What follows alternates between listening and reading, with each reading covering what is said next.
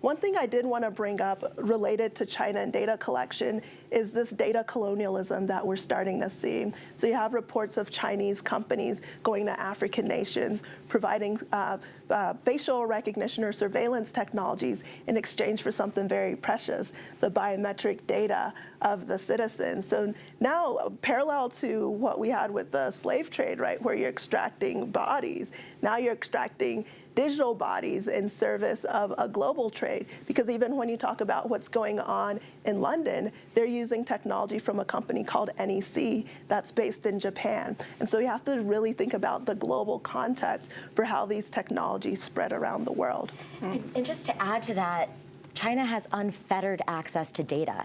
It has now been mandated that if you want to access the internet in China, you must submit to facial recognition.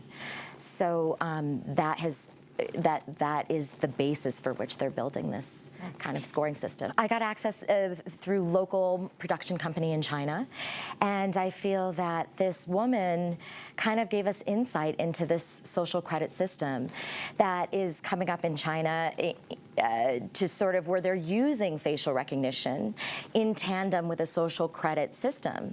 So if you basically, they're tracking you, they're watching you, they're surveilling you, and they're scoring you. And not only what you do impacts your score, but what your friends do impact your score. And this young woman who who is featured in the film says that, you know, in fact, we don't have to trust our own senses anymore, that we can rely on this sort of social credit score to actually have integrity in who we trust and who we don't trust. And I think in the film, you know, we sort of want to think, oh, that's sort of a galaxy far, far away from the US. But in the making of this film, I saw all kinds of parallels of that type of scoring that's happening here in the US and in other places around the world. Explain how you see that it's comparable or could be. Well, as Amy Webb says so poignantly in the film, we're all being scored all the time.